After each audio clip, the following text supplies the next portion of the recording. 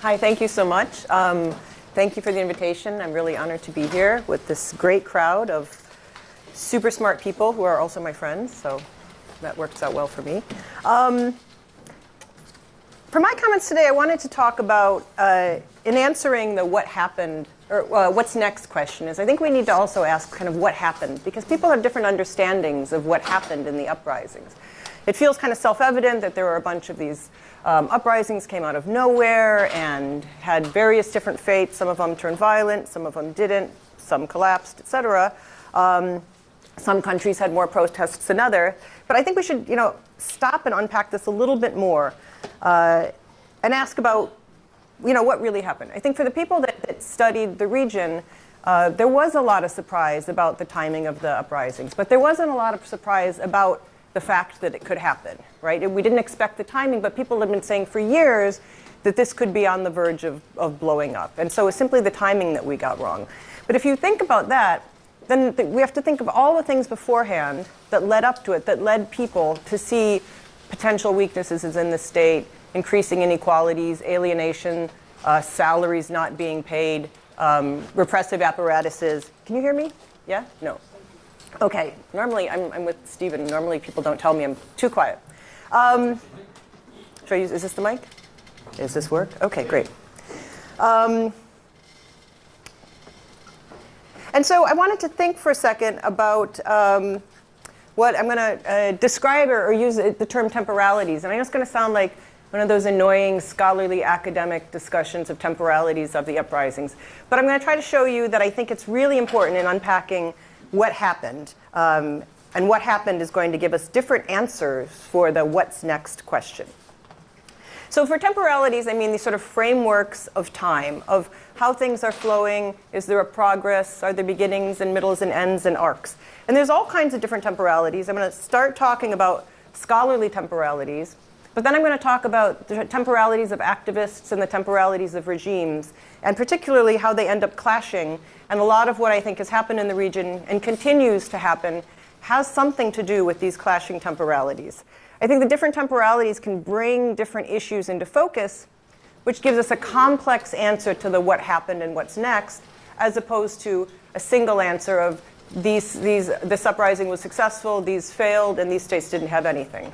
So I want to sort of draw that out in thinking about this. And the first panel was great in thinking about this because one of the big issues is an issue of scale. What is it we're looking at is going to give us different answers to what is it we're seeing. So the longest term temporalities, I mean, we could take Jack's temporality, it goes back hundreds of years. We don't necessarily need to go that far back, but a lot of work on the uprisings has focused on longer term temporalities to saying the uprisings need to be situated in these 100+ year histories of efforts by European states to create states that have the component parts for them to interact with in certain kinds of ways, different kinds of resistances to that, coming from the region, coming from outside the region, etc. So if you're adopting a long-term temporality, the uprising is merely the latest and most significant of ongoing century of resistance. And particularly here I'm thinking John Shallcraft's book very much draws this into focus.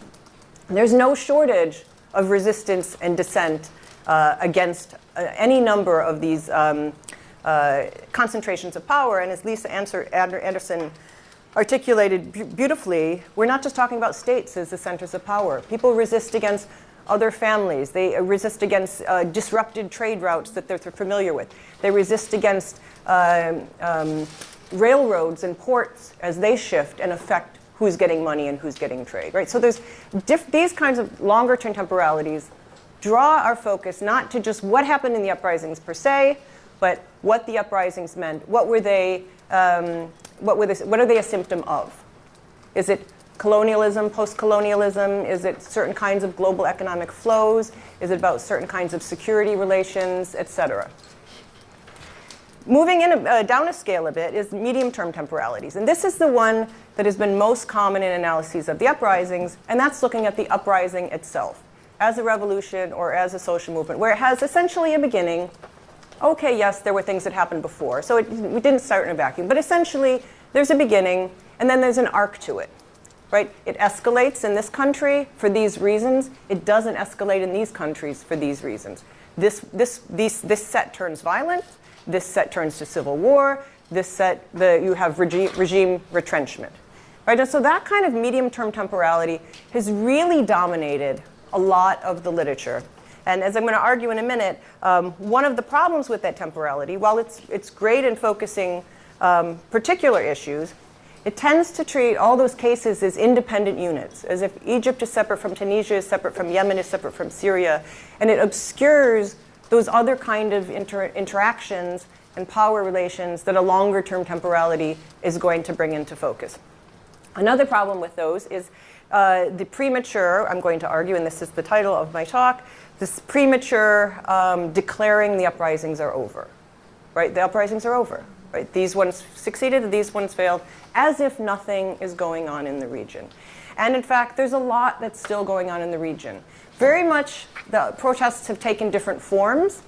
You've moved away from these mass protests calling for the overthrow of a state, in some cases, but not in all cases. If you talk about Bahrain, you continue to have a revolutionary movement in Bahrain. It's not centered right downtown. We disassembled Pearl Roundabout, but activists go around stenciling Pearl Roundabout all over the walls, and then the regime paints over them the next morning, and it's this game. But that symbolism is so important. It's saying, this isn't over. Right. There are protests that happen on the street. Last year, a number of police buildings, a police headquarters in a neighborhood is burnt down. But by declaring that over, we're not seeing those anymore. Instead of seeing it change in a different kind of direction, we declare, it failed in Bahrain just as it failed in Egypt, and then we have retrenchment. Short-term temporalities get the least amount of attention. They're very ethnographic, sort of like what happens in the course of, what happened in Tahrir? What happened the day when people left those protests and they assembled? What were people's understandings? So these kinds of analyses will bring forth questions of affect, questions of realization that something else is possible in the world today, right now. Oh my God, I'm part of history. This is happening. We're doing this. Right? So tries to unpack those kinds of moments. So these are different ways of thinking about the different temporalities of the protests. But as I said, they're not just the temporalities of scholars. And here's where it gets interesting, I think. Regimes and protesters are bringing forth and advocating very different kinds of temporalities. So if we think about Egypt, Tahrir, after the 18 days, there continue to be protesters on the street. But what does the regime do, right? The SCAF. Initially, it's like the regime, or the revolution, is something we all love and protect, and we cherish. And now those who are still on the street are Beltegia, they're students, they're doing drugs, they're somehow thuggish, they're a problem, right? And it's a way to say, that time has ended, anyone still on the street is a problem, right? Not that the revolution we are embracing is continuing, but to insist that that has ended. Meanwhile, those people still on the street are trying to insist that it hasn't ended. They're saying, yes, we had that moment of rupture, and it's still going. We're not letting go of it. We're continuing to move forward.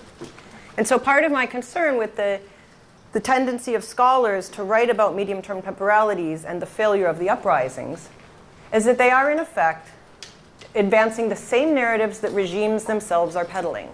That this is over, that this is done, that there's nothing else going on. When in fact, there's a lot that is still going on. Tunisia has, and Algeria in the past couple of years have had over 10,000 protests a year. 10,000. Other states, not quite that level, but there's protests everywhere. There are protests in Egypt. There are protests in Jordan. There are protests in places that never had an uprising, even though tell those protesters that they aren't trying to be part of this particular moment.